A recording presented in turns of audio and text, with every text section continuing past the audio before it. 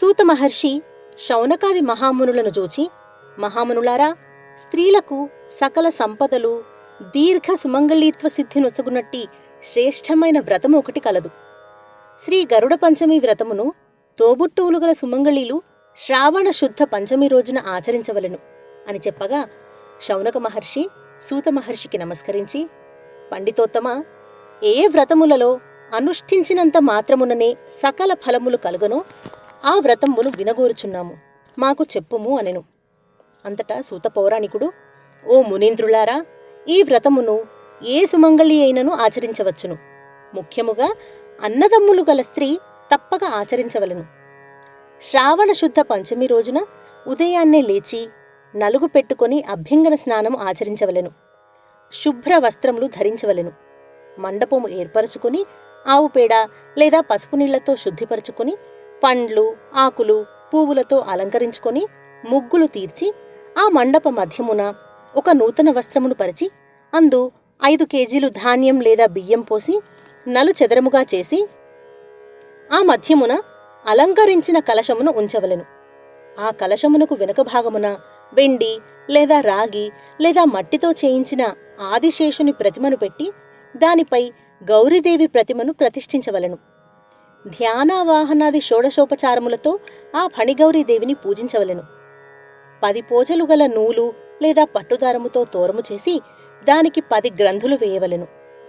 పసుపు, కుంకుమ, పువ్వులతో ఆ తోరమునకు పూజ చేయవలెను. ఆ తోరమును స్త్రీలు ఎడమ లేదా కుడి చేతికి ధరించవలెను. తరువాత వ్రత కథను వినవలెను. అటుపిమ్మట శ్రీ ఫణిగౌరీదేవికి నివేదించిన పిండి వంటలు, ఫలములు బ్రాహ్మణునకు దక్షిణ తాంబూలములతో వాయన దానమీయవలెను.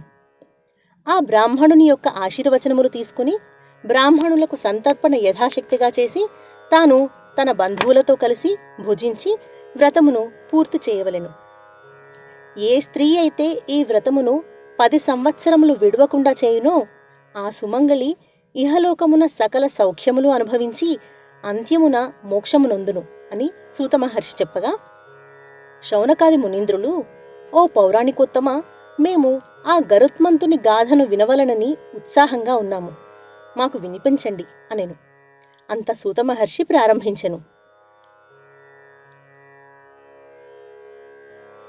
ఓ మహామునులారా, తొలుత బ్రహ్మమానస పుత్రుడైన కశ్యపుడనే పేరుగల యొక్క మహర్షి ఉండెను. ఆయనకు సృష్టి కార్యము చేయమని బ్రహ్మదేవుడు ఆజ్ఞాపించుట వలన అనేక మంది భార్యలను కలిగి ఉన్నాడు. వారిలో వినుత, కద్రువలు కూడా ఉన్నారు.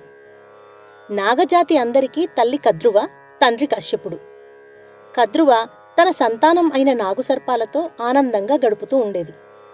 అది చూసిన వినుత తన అండాలు ఇంకా పొదగకపోవడంతో తొందరపడి ఒక అండమును చిదిమివేసెను. అందులో నుండి కేవలం నడుము వరకు గల శరీరంతో అరుణుడు బయటపడెను. తన వికృత శరీరమునకు తల్లి అయిన వినుతే కారణమని కోపించి తన తల్లి అయిన వినుతను సవతి తల్లి అయిన కద్రువకు దాస్యం చేయమని శపించాడు. తనని మన్నించమని వినుత తన కొడుకు అరుణుడిని వేడుకుంది. తల్లి ప్రార్థనను మన్నించి కనీసం 2వ అండమైనా కాపాడుకోమని, ఆ గ్రుడ్డు నుండి అత్యంత బలసంపన్నుడైన వాడు పుడతాడని, అప్పుడు నీకు దాస్య విముక్తి కలిగిస్తాడని చెప్పినాడు. తర్వాత అరుణుడు సూర్యనారాయణమూర్తికి రథసారథిగా వెళ్ళిపోయినాడు. వినుతకు గరుడు మొదలగు పక్షిజాతి పుట్టింది. కద్రువ, వినుత కలిసి ఒక సాయంత్రం వేళ సముద్ర తీరంలో విహరిస్తున్నారు. అక్కడ ఇంద్రుని వాహనమైన ఉచ్చైశ్రవం అనే గుర్రం కనబడింది. ఆ గుర్రం పాలవలె తెల్లగా ఉంది. ఎంతో అందంగా ఉండడంతో దానిని చూడమని వినుత కద్రువతో చెప్పింది. సహజంగా ఉన్న సవతుల మనసుల ధోరణితో ఆ అశ్వం పూర్తిగా తెలుపు రంగులో లేదని కద్రువ చెప్పింది. వీరిద్దరూ వాదనలు మొదలుపెట్టారు. ఒక పందెం పెట్టుకున్నారు. ఆ అశ్వం పూర్తిగా తెల్లగా ఉంటే నీకు నేను దాస్యం చేస్తాను, లేకపోతే నీవే నాకు దాస్యం చెయ్యాలి అని కద్రువ చెప్పింది. అందుకు వినుత అంగీకరించింది. రేపు వచ్చి ఆ అశ్వను పరిశీలించి చూద్దాం అని చెప్పి ఇద్దరూ తమ తమ ఇళ్లకు తిరిగి వెళ్ళిపోయారు. ఆనాటి సాయంత్రం కద్రువ ఒక పన్నాగం పన్నింది. తన సంతానం అయిన నాగులను అశ్వం యొక్క తోకకు పట్టుకొని ఉండి ఆ తోకను నల్లగా ఉండేటట్లు చెయ్యమని ఆజ్ఞాపించింది.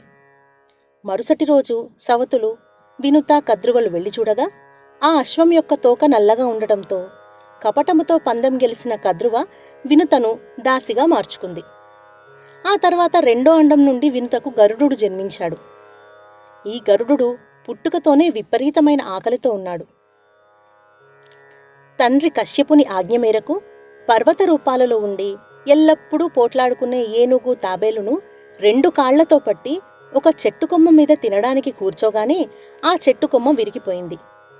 అదే కొమ్మకు బొటనవేలి పరిమాణంలో ఉండే వాలఖిల్య మునులు తలక్రిందులుగా వేలాడుచూ తపస్సు చేసుకుంటున్నారు. ఆ మునులు కింద పడితే శపిస్తారని భయంతో గరుడు ముక్కుతో ఆ కొమ్మను గజకచ్చపాలను 2 కాళ్లతో పట్టుకొని తన తండ్రి దగ్గరకు సలహా కోసం వెళ్ళాడు. దయనీయ స్థితిలో ఉన్న కుమారుడిని చూచి కశ్యపుడు వాలఖిల్య మునులున్న చెట్టు కొమ్మను విడిచి వెళ్ళమని చెప్పాడు. వాలఖిల్య మునులు వెళ్ళగానే ఆ చెట్టు కొమ్మనే విడిచిపెట్టి గజకచ్చపాలను ఆహారంగా తీసుకొని ఆకలి తీర్చుకున్నాడు.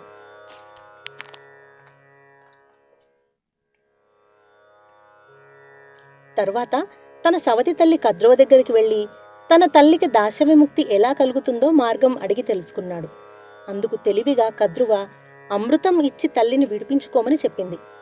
వెంటనే గరుడు స్వర్గంపైకి దండెత్తి ఇంద్రాదులను ఓడించి అమృత కలశాన్ని తెచ్చి కద్రువకు ఇచ్చాడు. తన తల్లి వినుతను దాస్యం నుండి విముక్తురాలం చేశాడు. కద్రువ స్నానం చేసి పవిత్రురాలై వచ్చి అమృతం తాగుదామనుకునేలోపు ఇంద్రుడు అదృశ్య రూపంలో వచ్చి అమృత కలశమును పట్టుకెళ్లిపోయాడు.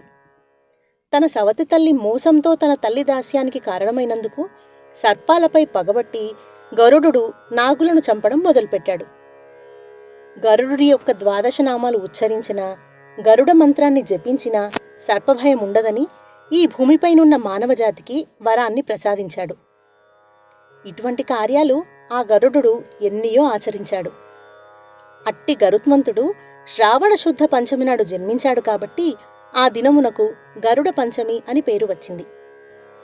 ఎవరు ఈ గరుడ పంచమి వ్రతాన్ని ఆచరిస్తారో, ఈ కథను వింటారో లేక ఈ కథను చదువుతారో వారు సకల పాప విముక్తులై ఉత్తమగతులను పొందుచున్నారు అని సూత మహర్షి శౌనకాది మహర్షులకు చెప్పెను.